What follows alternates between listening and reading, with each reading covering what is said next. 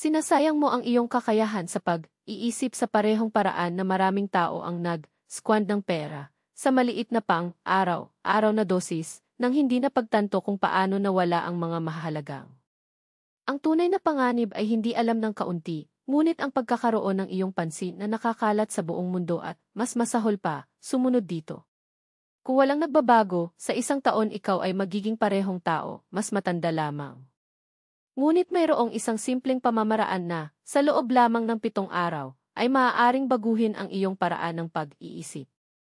Dito walang laman na pangako o paningin, praktikal na karunungan lamang, nasubok sa mga siglo. Isipin ang iyong isip tulad ng isang ilaw na kandila sa araw ng hangin. Tumataas ka sa umaga, ngunit gumugol ka sa buong araw kasama ang mga pinalawak na bintana, mga abiso, walang hanggan na feed, dayuhan na emosyon, 10 gawain sa parehong oras. Sa hapon, ang kumikislap na mahina, at napagpasyahan mo na ang problema ay isang kakulangan ng talento. Ang pagkakamali mo. Ang problema ay wala sa iyo, ngunit kung ano ang nagnanakaw ng iyong focus. Ang pinakamalaking kasinungalingan na nilamon mo ay banayad, kumonsumo lamang ng impormasyon, pagbabasa, panonood, pakikinig, upang makakuha ng mas matalino. Hindi ito ganoon. Ang pag-iipon ng hindi sumasalamin ay lumiliko ang iyong ulo sa isang bodega, hindi isang pagawaan. Ang isang bodega ay nagpapanatili lamang. Ang isang workshop ay nagbabago ng mga hilaw na materyales sa produkto, ideya sa pagkilos, pag-iisip bilang isang resulta.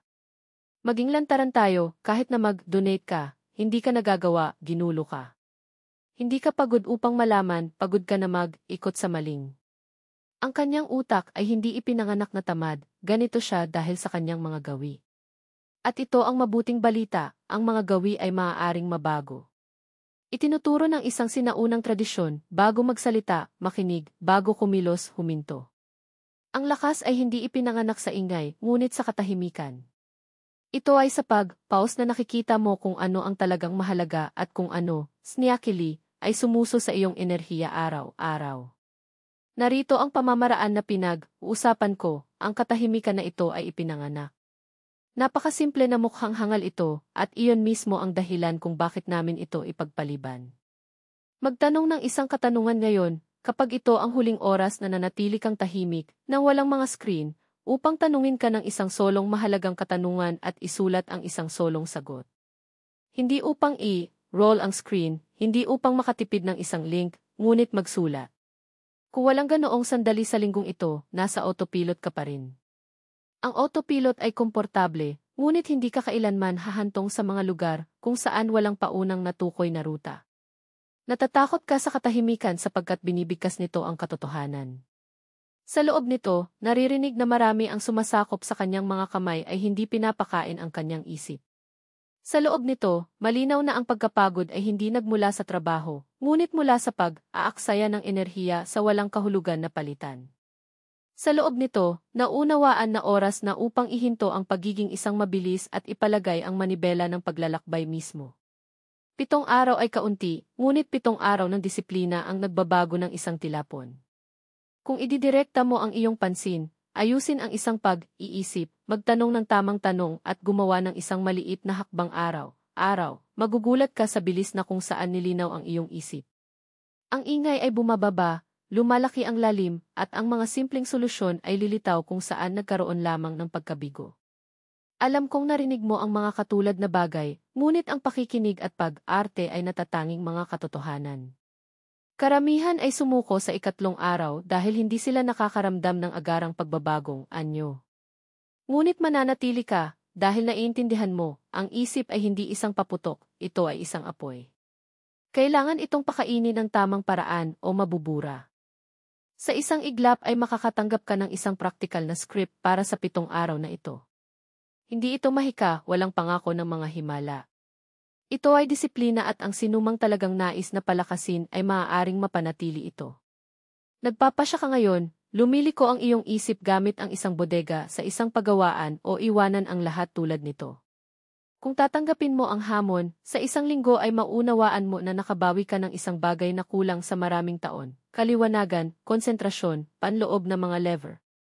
Ang bilang na 60% ay hindi na magiging advertising at magiging iyong personal na estatistika. Madalas kang naniniwala na ang tagumpay ay nagmula sa mahusay na jumps, isang scam ng swerte, isang mapagpasyang pagpupulong, isang natatanging pagkakataon. Ngunit ang katotohanan ay naiiba, ang isip ay hindi bubuo ng pagkakataon, ngunit sa pamamagitan ng disiplina. At ang pinakamapanirang ugali, ang nagnanakaw ng kanyang lakas, ay nabubuhay sa inaasahan.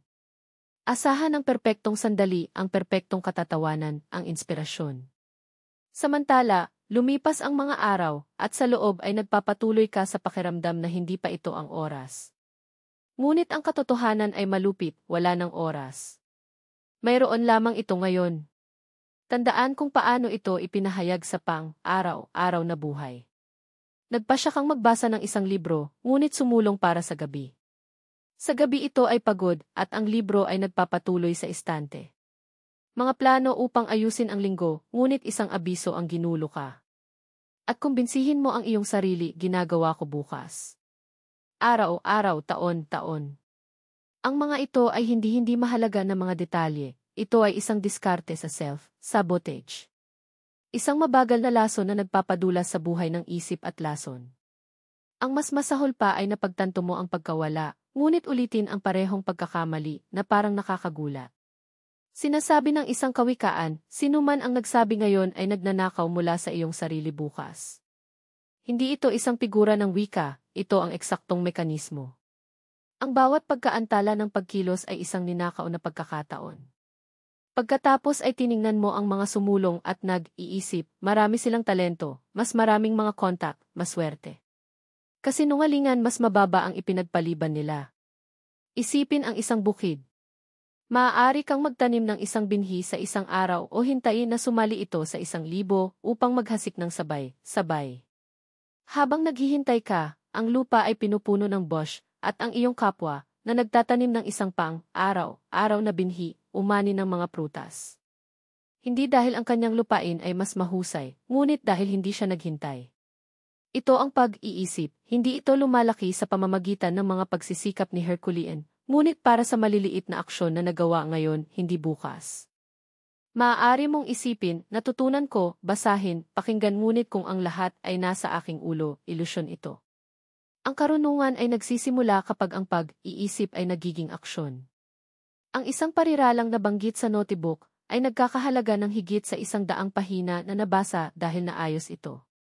Ang isang hakbang na ginawa ngayon ay mas malakas kaysa sa 10 mga pangako dahil nagbabago ito sa kurso. Masakit na marinig ito dahil naaalala mo na ang 12 ng mga hindi natapos na bagay. Ngunit ito ay kung saan ang laro ay dapat na i-on, hindi sisihin ang sarili, ngunit ang pagpili ng isang panimulang punto. Ngayon, hindi mo kailangang baguhin ang lahat ng sabay, ngunit kailangan mong magsimula. Ang isip ay matalim kapag binigyan ka ng isang palatandaan, pag-aari ko ang aking oras, walang pag-hostage sa mga ipinagpaliban. Tandaan, ang bawat post na pagpapaliban ay isang ladrilyo sa dingding na naghihiwalay nito sa buhay na gusto mo. Ang bawat maliit na aksyon na nakumpleto ay isang crack sa dingding na ito. Kapag dumami ang mga bitak, gumuho ang dingding, at sa wakas ay nakikita mo ang landas na naharang sa loob ng maraming taon. Ang 7 araw na ito ay hindi isang mahiwagang linggo, ang mga ito ay kalinawan pagsasanay. Kung tatanggapin mo ang hamon, maunawaan mo, ang isip ay hindi nagpapalakas kapag nagbasa ka ng isang libro, ngunit kapag kinuha mo ang panulat at synthesize ang isang aralin. Hindi kapag pinangarap mo ang hinaharap, ngunit kapag kumilos ka sa kasalukuyan. Magsisimula ang iyong hinaharap kapag tumigil ka sa paghihintay. At kung dumating ito rito, wala ng mga dahilan. Isang pagpipilian lamang ang nananatili, panatilihin ang pagnanakaw mula sa iyong sarili bukas o kunin ang mga bato ngayon.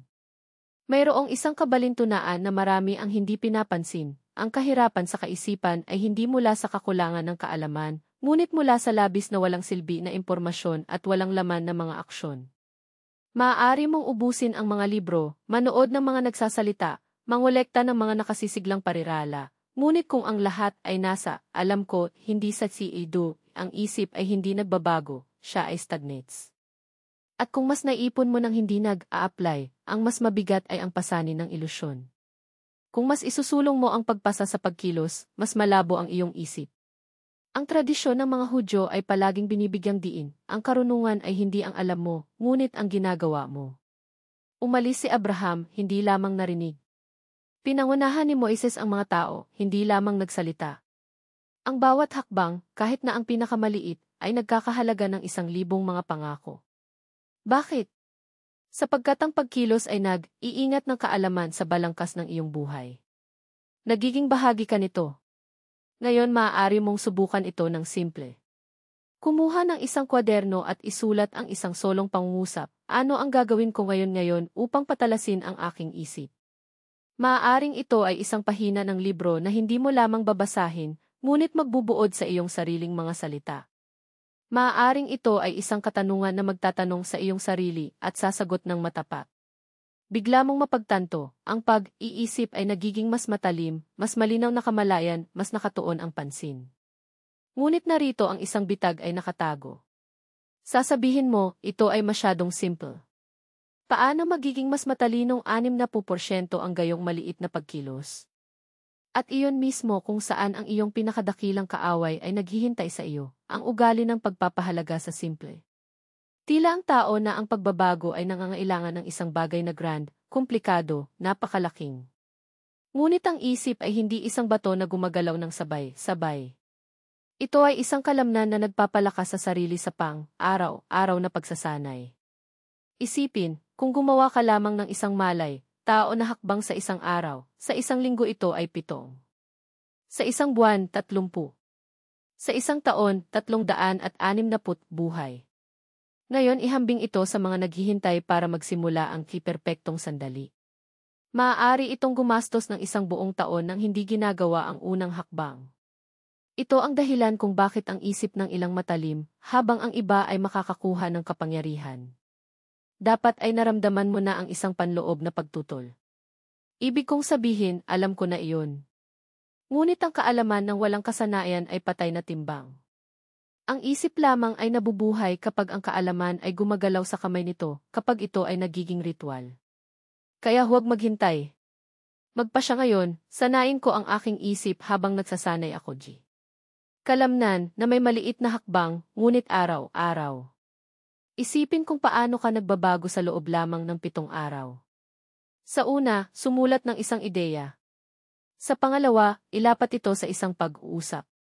Sa pangatlo, may napansin na mas mahinahon ka, mas maraming pansin. Sa silid, nagsisimula itong makita ang mga pattern na dati nang hindi napansin. Sa ika-7 araw, tumingin siya sa likod at napagtanto, ang iyong isip ay mas mabilis, mas malalim, mas nababaluktot. Hindi ito isang himala. Ito ang matematika ng disiplina. Araw-araw ay nagdeposito ka ng isang barya sa piggy bank ng iyong katalinuhan o itapon ito sa hangin.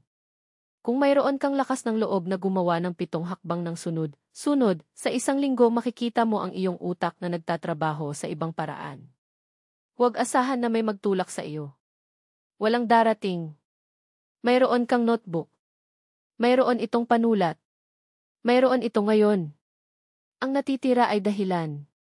At ang mga dahilan ay hindi kailanman naging mas matalino. Pansinin kung paano gumugol ang mga tao ng maraming oras sa pagtatalo, pag-ulit ng mga ideya ng iba, pagbabahagi ng mga link, ngunit sa huli ang kanilang isip ay hindi na malinaw. Ito ay ang ilusyon ng paggalaw ng walang paggalaw. Ang boses ay matangkad, ang mga saloobin ay mukhang malalim, ngunit sa likod ay walang laman. Ang karunungan ng mga Hudyo ay palaging nagbabala, ang mga salitang walang mga aksyon ay tulad ng usok. Maaari kanilang bulag, naniniwala na may apoy, kung sa katunayan ay maihangin lamang. Ang lihim ay ang isip ay hindi lumalaki na may mga debate, ngunit may katahimikan at panloob na gawain. Ang mga pantas ay hindi nagiging mas matalino para sa pakikipag-usap ng higit pa, ngunit dahil alam nila kung paano ikulong at marinig ang kanilang sarili. Minsan sinabi ng isang rabi sa mga alagad, nais mo bang maging matalino? Alamin na isara ang iyong bibig sa tamang oras, sapagkat ito ay kapag ang pag-obserba ay magaan. At ito ang obserbasyon na nagpapatalas ng pag-iisip. Gayunpaman, ang mapanganib na ugali, ang patuloy na lahi sa likod ng opinyon ng iba. Buksan mo ang balita, basahin ang mga komento, asahan na may sasabihin sa tamang bagay. Ngunit habang naghihintay, humina ang iyong isip. Ang bawat pag-iisip ng iba ay nilamon mo ng walang chewing ay nagnanakaw ng isang piraso ng iyong kalinawan. Ito ay tulad ng pagkain ng walang ruminating, ang tiyan ay puno, ngunit walang enerhiya. Ang solusyon? Nakakatawa, simple. Magtatag ng isang personal na panuntunan, 10 minuto araw ng katahimikan at nakasulat. Umupo, buksan ang notebook at isulat ang iyong mga saloobin ng walang filter. Maaaring ito ay isang pag-aalinlangan na nakakagambala sa iyo, isang takot na takot mong aminin. Pagkatapos ay magbasa muli. Bigla kang makakakita ng isang pattern na minsan ay nakatakas. Huwag kang magkamali, ang 10 minuto na ito ay hindi maliit. Ang mga ito ay isang pamumuhunan sa iyong isip na kumikilos bilang interes ng tambalan. Isang araw tila hindi gaanong mahalaga, isang linggo at nagsisimula kang makakita ng mga bagong layer sa mga simpleng bagay. Isang buwan at ang mga tao ay humingi ng payo. Isang taon at nakatira ka sa isa pang antas ng pag-unawa, kahit na, panlabas, ang lahat ay tila pareho. Ngunit ito ay kung saan ang lakas o kahinaan ng pagkatao ay nagpapakita. Sasabihin ng karamihan, wala akong oras. At sa pangungusap na ito nilagdaan nila ang kanilang sariling pangungusap dahil walang kakulangan sa mga tala, kakulangan ng oras para sa pagbabago. Lumipas ang oras at patuloy silang bumagsak sa ingay habang ang isip, tulad ng katawan, ay nangangailangan ng pagsasanay. Kung hindi ka magreserba kahit 10 minuto para sa kanya, nagiging tamad ito, tulad ng isang kalamnan na hindi kailanman ginamit. Ito ay maaaring mukhang masyadong simple, ngunit ito lamang ang simple na gumagana. Walang sinumang naging mas matalinong karagdagang advanced ang lahat para sa ibang pagkakataon. Walang sinumang naging mas malinaw na naghihintay para sa perpektong sandali. Libo, gayunpaman, masira ang kanilang buhay ng eksakto dahil hindi nila nililinang ang ugali ng mga maliliit na hakbang. Tumingin sa paligid, ang mundo ay puno ng impormasyon, ngunit kakaunti ang may malinaw na pag-iisip. Bakit? Sapagkat ang kaliwanagan ay hindi ipinanganak sa dami ng kaalaman, ngunit ang kasanayan ng pag-iisip para sa sarili. At ang pagsasanay na ito ay itinayo sa katahimikan, sa papel, hakbang-hakbang. Ang iyong notebook ay maaaring maging lugar kung saan ipinanganak ang iyong bagong patutunguhan. Ngunit kung magpasya ka, sapat na ng mga walang laman na salita. Mga kilos lamang, katahimikan lamang, matapat na tala. Ang natitira ay ingay at ang ingay ay nagnanakaw ng mga taon ng iyong buhay. Ang tanong ay, gagawin mo ba ang unang hakbang ngayon o muli iwanan ito para bukas? Karamihan ay nabubuhay na parang ang kanilang mga saloobin ay ang background radio na hindi mai-off. Mula sa madaling araw sa hapon, inuulit nila ang parehong mga reklamo, wala akong lakas. Wala akong pera. Hindi ko ito gagawin. Ang mga ito mismo ay nagiging mga salita sa mga alon na nakatali sa kanilang mga kamay at paa. Ngunit may isa pang paraan na kinikilala ang lason sa mga salita at tumangging lunukin ito. Itinuturo ng tradisyon ng mga Hudyo, ang isang salita ay maaaring pumatay ng mas mabilis kaysa sa isang kutsilyo. Maaari itong magnakaw ng pag-asa, gupitin ang kanilang mga pakpak, gumawa ng isang tao na sumuko. Kung ulitin mo tuwing umaga, hindi ko magawa, hindi lamang ito tunog, ito ay isang pangungusap na pumirma ka laban sa iyong sarili. Hindi ito Adam. Dumating na ang Mind Stop Softing Solutions, ipinahayag mo na ang iyong sariling pagkatalo. Ngayon isipin ang ibang umaga. Binuksan mo ang notebook at, sa halip na ang karaniwang mga reklamo, sumulat ng 3 linya. Ngayon pinili kong maging malakas. Ngayon pinili kong mag-isip ng malinaw. Ngayon tumanggi akong sabihin na hindi ko kaya. Mga simpleng salita, ngunit sila ay naging isang kalasag laban sa kaguluhan. Sa gayon ang ugali ng pagpapalit ng mga nakakalason na kaisipan sa iba na nagpapalakas. Ngunit mag-ingat, ang paglaban ay malapit ng lumitaw. Ang iyong isip ay magbubulong, ito ay hangal. Hindi ito gumana. Mas mahusay na pagulong ang balita o pag-espiya sa buhay ng iba. At ito ay kung saan napagpasyahan ang lahat. Kung magbibigay ka, magsasara ang siklo at muli mong pinapakain ang ingay ng iba. Ngunit kung pigilan mo, kung mananatili ka sa katahimikan na ito sa loob ng ilang minuto, mapapansin mo ang isang bagay, sa loob ay magbubukas ka ng isang puwang kung saan maririnig mo ang iyong sarili. Ang mga matalinong tao ay hindi ang mga nag-iipon ng maraming impormasyon, ngunit ang mga namamayani sa sining ng pag-filter kung ano ang pumapasok sa kanilang isipan. Kumikilos sila tulad ng mga tagapag-alaga mula sa isang portal. Pinapayagan lamang nila kung ano ang nagpapalakas, hadlangan kung ano ang nagpapahina. Ang tahimik na disiplina na ito ay nagiging isang nakikitang puwersa sa lahat. Gumagawa ba ng isang matapat na ehersisyo? Ilang beses ka nang binibigkas ng mga parirala na nagpatuyo sa iyong enerhiya? Wala akong oras. Pagod na ako. Hindi ako handa. Ilan ang mga pagkakataon na nakataka sila sa pagitan ng mga salitang ito? Ang bawat isa sa kanila ay kumilos bilang isang self-realizable na hula, paghabi ng isang hindi nakikita na network na limitado ang mga hakbang nito. Ngayon isipin ang kabaligtaran. Ano ang mangyayari kung, sa halip na, wala akong oras, sabi mo, makakahanap ako ng 0 minuto? Kung ipinagpalit ko ang pagod na ako, para sa, gagawa ba ako ng isang maliit na hakbang pa rin? Kung papalitan ko ang hindi ako handa kasama ang natututo ako ngayon? Hindi ito magic, reprogramming ito. Ang mga malalaki, maging matalino, negosyante o siyentipiko, bihirang magkaroon ng perpektong kondisyon. Ngunit mayroon silang isang bagay na pangkaraniwan, isang panloob na bokabularyo na nagpapanatili sa kanila na gumagalaw. Ang kanyang mga salita ay hindi naglalarawan ng katotohanan, lumikha ng isang posibleng katotohanan. Ito ang pang-araw-araw na pagpipilian na gumawa ng kanilang isip na nababanat at mabunga na buhay. Mag-isip ng mga salitang tulad ng mga buto. Kung nagtatanim ka ng mga damo, huwag asahan na mag-ani ng mga prutas. Ngunit kung, sa umaga at gabi, ang mga parirala ng lakas ng paghahasik, sa isang linggo ay mapapansin mo ang pagbabago sa kalooban, sa isang buwan, na may kaugnayan sa trabaho, sa isang taon, patungo sa buong buhay mo. Ang tanong ay nananatiling, patuloy ka bang magpapakain sa lason ng mga otomatikong pangungusap o magpasya na, mula ngayon, ang iyong diksyonaryo ay magkakaroon lamang ng mga salita na magpapalaki sa iyo. Narito ang banayad na bitag, marami ang naniniwala na ang mga salita ay may kapangyarihan lamang kapag sila ay kumilos. Pagkakamali. Ang bawat verbalized na pag-iisip ay mayroon ng pagkilos, hindi nakikita. Hugis nito ang mga gawi, mga pagpipilian sa programa at gagabay sa iyo sa mga resulta na hindi mo rin naiisip. Pagninilay. Kung may paulit-ulit na ako ay isang nabigo, araw-araw, mapanganib mo ba ang isang bagong proyekto? Kung magbulong ako, wala akong swerte, makikita mo ba ang pagkakataong dumaan ka? Maaaring bukas ang iyong mga mata, ngunit ang isip ay nakapikit na. Nakatira siya sa isang bilangguan na itinayo ng kanyang sariling mga salita. Sa tradisyon ng mga Hudyo, ang salitang baruch, pinagpala, ay hindi lamang pagnanais para sa kabutihan, ito ay isang aktibong pagkilala sa mapagkukunan ng kapangyarihan.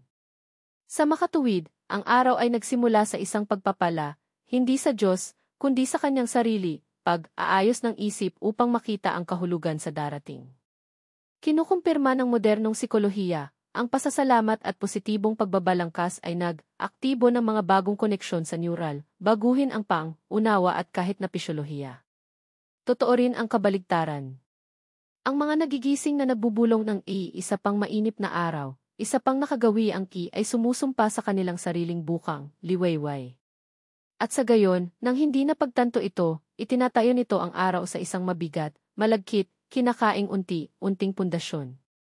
Ngunit mayroong isang paraan, pag-aaral upang makita ang lason sa tila hindi nakakapinsalang mga parirala.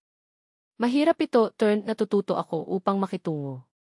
Dumating ako huli ay nagiging ayos ko ang aking sarili na huwag ulitin. Hindi ko bigyan ng daan sa susubukan ko. Maliit na palitan, napakalawak na epekto. Tulad ng isinulat ni Cal Newport, ang atensyon ay isang pag-aari at kung saan mo idirekta ay tinutukoy mo ang buhay na magkakaroon ka. Kung ang iyong isip ay abala sa mga salita ng pagkatalo, hindi ka makakakita ng mga pagkakataon kahit na sila ay nasa paa mo. Ngunit kung pinangangalagaan mo ang iyong pansin sa isang bokabularyo ng kuryente, kahit na ang isang katamtamang ideya ay maaaring maging gatilyo para sa pagbabago ng patutunguhan. Kailan ang huling oras na sinasadya mong pinili ang mga salita ng iyong repertoire?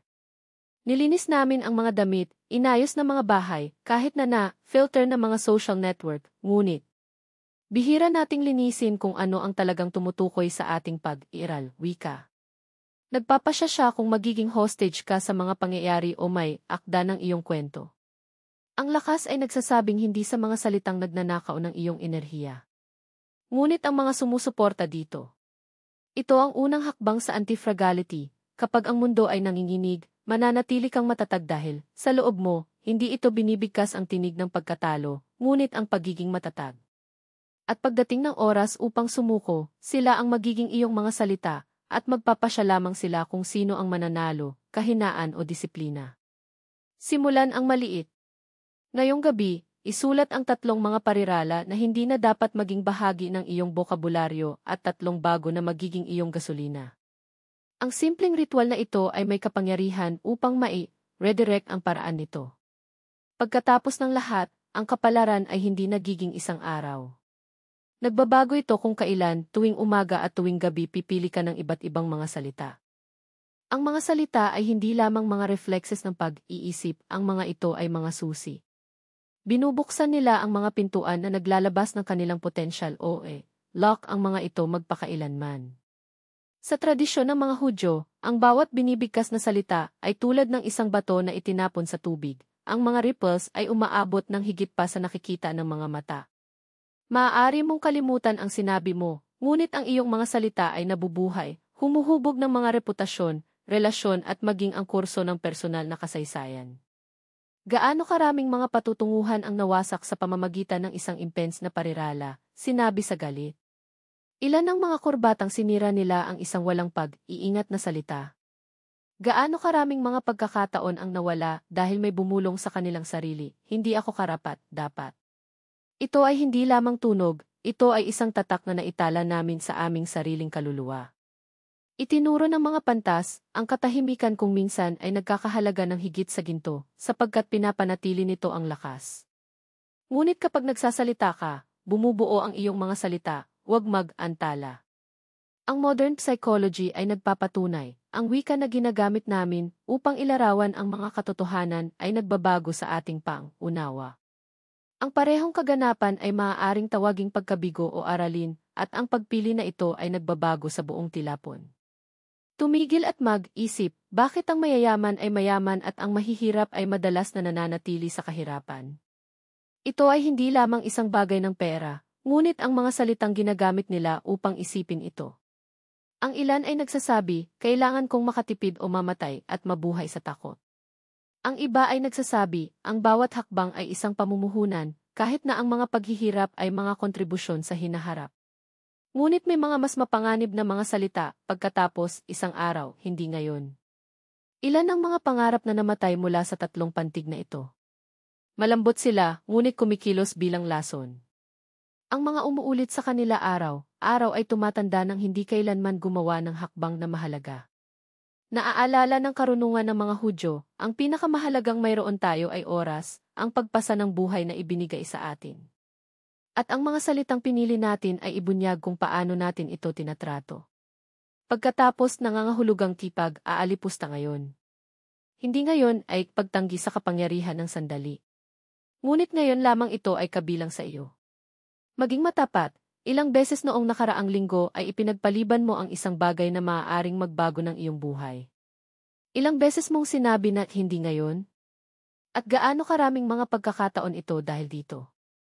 Tandaan, ang mga salita ay maaaring magmaneho ka ng pasulong o hilahin ito pabalik walang neutralidad.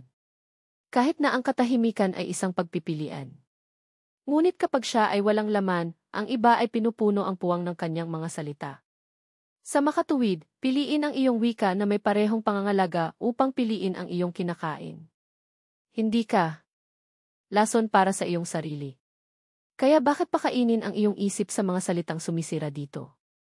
Sa ngayon, mayroon kang pagpipilian, pagpapanatiling sa iyong buhay ang mga salitang nagpapahina sa iyo o palitan ang mga ito sa mga nagpapalakas sa iyo. Nais mo bang mapabilis ang mga pagbabago? Ipinagbawal ang iyong sarili na gumamit ng 3 pangungusap, hindi gagana, pagkatapos ay gagawin ko, at ipagod na ako. Baguhin ang mga ito para sa, natututo ako ngayon, gumaling ako, at nakahanap ako ng isang paraan. Sa isang linggo, mapapansin mo na hindi lamang ang iyong kalooban ay nagpapabuti, kundi pati na rin ang iyong mga aksyon. Pagkatapos ng lahat, ang kapalaran ay hindi ang gawain ng pagkakataon, ito ang resulta ng mga salitang ulitin mo araw-araw. Ang mapanganib na kasinungalingan na maaaring paniwalaan ng isang tao ay ito, ang aking mga salita ay walang kapangyarihan. Hindi ito totoo, ito ay isang dahilan na nagtatago ng kahinaan. Ang katotohanan ay ang bawat salitang binibigkas mo ay lumilikha ng isang bagong ikot sa iyong buhay. Alin man sa iyo ay palakasin o sumuko, madalas nang hindi man ito napagtanto. Itinuturo ng sinaunang karunungan, ang salita ay maaaring maging sandata o gamot. Sa isang salita, posible na magaan ang puot sa pagitan ng mga kapatid, sa isa pa, magkakasamang mga bansa. Ang isang salita ay maaaring makatipid ng isang tao sa gilid ng kailaliman, isa pa, itulak ito sa taglagas. Ang salita ay isang binhi, maaari itong lumaki tulad ng isang malabay na puno o bilang isang nakakalason na bush na chokes. Mula sa Hardin. Kinukumpirma ito ng modernong agham. Natagpuan ng mga psikologo na ang mga salitang ginagamit namin upang ilarawan sa amin ang pag-aktibo ng mga kadena ng neuron. Kung ulitin mo araw-araw, pagod na ako, ang iyong utak ay tumatanggap ng pagkapagod bilang pamantayan. Ngunit kung sasabihin mo na ikaya ko, nagsisimula ang iyong utak na maghanap ng mga paraan upang mapatunayan na ito ay totoo. Ang sinabi mo ng malakas, o kahit na mga murmur sa iyong sarili, ito ay nagiging isang programa na naka-install sa iyong isip. Pag-isipan kung gaano karaming mga tao ang nahihirapan dahil lamang sa paulit-ulit na non-stop, wala akong pera. Ang pariralang ito ay naging isang hula sa sarili. Samantala, ang iba, kahit na may katamtamang sweldo, ay nagsabi, alam ko kung paano haharapin ang pera. Nagtatayo ako ng aking kasaganaan. At hakbang-hakbang nakamit nila ang tagumpay. Ang salita ay hindi kailanman sumisira sa isang buhay na nag-iisa. Ang sumisira sa kanya ay mga parirala tulad ng hindi ako makakakuha, ay hindi kailanman magbabago, ay hindi kailanman gagana. Ang mga salitang ito ay mga alon na inilalagay mo ang iyong sarili sa iyong mga bukong. Ang higit na paulit-ulit sa kanila, mas mabigat ang nakukuha nila. Ngunit baguhin lamang ang mga ito para sa ngayon ay mahirap, ngunit naghahanap ako ng isang solusyon, at ang mga pintuan ay nagsisimulang magbukas. Mayroong mahusay na aralin, walang maaaring kumuha mula sa iyo ng kapangyarihan ng salita, maliban sa iyong sarili. Maaari mo itong gamitin sa iyong kalamangan o maihatid ito sa random. Ang tanong ay, anong mga salita ang pupunan mo ng iyong mga araw bukas? Tanggalin mula sa iyong bokabularyo ang mga pangungusap na sumisira, pagkatapos, imposible, hindi ako mapalad. Hindi ito ang wika ng karunungan, ito ang wika ng pagkaalipin. Palitan ng mga ito ng mga salitang nagtatayo, ngayon natututo ako, ito ang aking pinili. At ulitin ito araw-araw kahit na sa maliit na detalye. Ngayon, sabihin, nagpapasalamat ako. Bukas, kumilos. Sa isang linggo, ito ay magiging bahagi ng kung sino ka. Sa isang taon, hindi mo na makikilala ang iyong sarili. Ito ang lakas na tinawag ng si Jess na pundasyon ng kayamanan, hindi lamang material, kundi ang kaluluwa. Tandaan, ang patutunguhan ay hindi hinuhulaan ng martilyo ng mga pangyayari, ngunit sa pamamagitan ng mga salitang pinili mong ipahayag. Kung nais mong baguhin ang iyong buhay, magsimula sa wika. Magsasalita ng iba ngayon at bukas ay magigising sa ibang katotohanan.